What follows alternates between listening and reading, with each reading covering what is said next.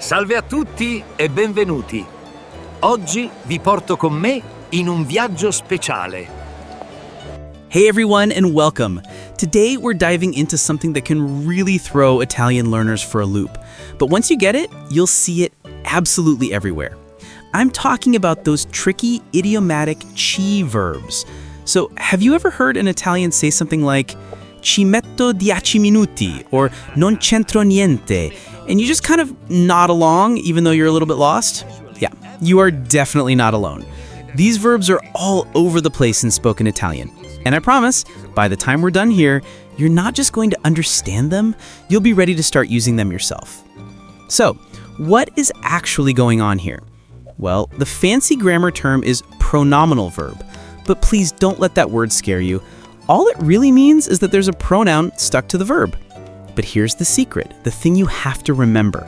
When ci gets added, it usually stops meaning there or here.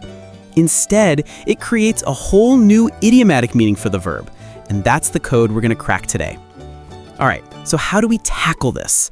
Let's break them down by theme, and we're going to start with one of the most common situations you'll ever find yourself in, talking about time. For this, there are two CI verbs that are absolutely essential. You'll hear them constantly. Okay, this right here is the classic point of confusion for so many people, but the difference is actually pretty simple. It all comes down to one idea: personal versus impersonal. Metterci is all about you. It's subjective. It's the time I take, or you take, or she takes. VOLERCI, on the other hand, is totally objective. It's about the time something takes in general, no matter who's doing it. So check out this example.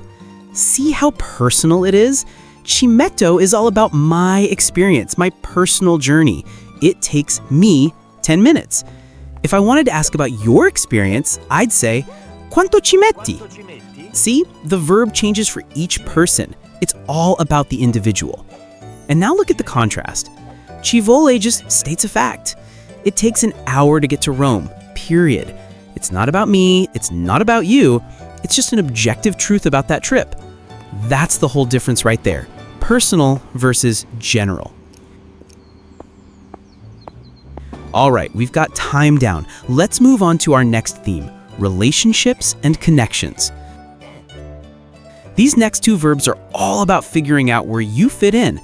You know, whether you have anything to do with a situation or if you're game for a plan. Oh, this is such a great phrase. You have to add this one to your vocabulary.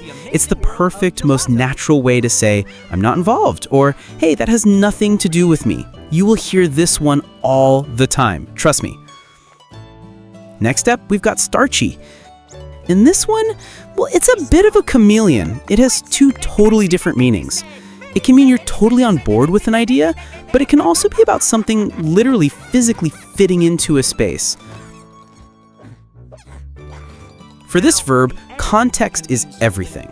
And hear that first meaning in action. Somebody asks you, hey, you want to go to the movies tonight? And if you want to say, I'm in or I'm down, a simple, enthusiastic CI STA is perfect. It's a fantastic, casual way to say yes. And now for the flip side, same verb, completely different world. Here, Starci, 100% literal. It's about physical space. The chair is just too big. It won't fit in the car. It's kind of cool how one verb can cover an abstract idea like agreement and a concrete reality like this. Okay, so we've talked about time and we talked about connections. Now let's get into ability. These next two verbs are all about whether you can wrap your head around a concept or if you can actually manage to get something done. So you probably already know that capire means to understand. Well, when you add that ci, it's like you're zeroing in on understanding something about a specific subject. So if you're sitting in a math class and you are completely lost, you can perfectly capture that feeling by saying, non ci capisco niente. This one is the verb of victory. Riuscirci is all about succeeding, about managing to do something, maybe against the odds. And that phrase, l'ho fatta, that's what you yell when you finally pass that tough exam or finish a huge project. It just feels so good to say. It means I did it. All right, our last verb for today is a really beautiful one. It gets right to the heart of what's truly important to you. Tenerci is such an Italian way to express that you genuinely, deeply care about a person or thing.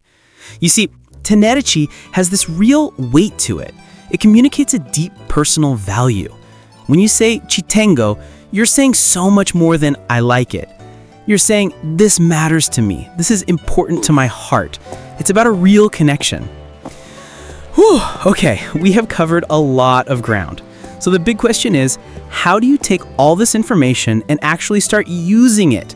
Let's do a super quick recap, and then I'll give you a simple plan to get these verbs into your brain for good. So the key thing to see here is that each of these verbs has its own special idiomatic job, right? From the personal time of METTERCI to the general time of VOLERCI, to agreeing with Starci, succeeding with Riuscirci, and that deep caring of Tenerci, each one unlocks a new, more natural way to speak Italian. Now, if you only take one thing away from this today, please let it be this. Do not treat these like a list of vocabulary to memorize.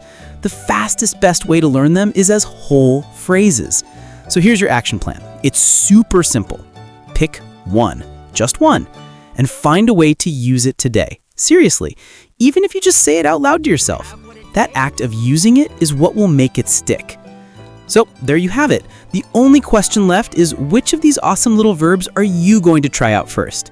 Pick your favorite, give it a shot, and you will be taking a huge step towards sounding more like a native speaker. Ciao, ciao!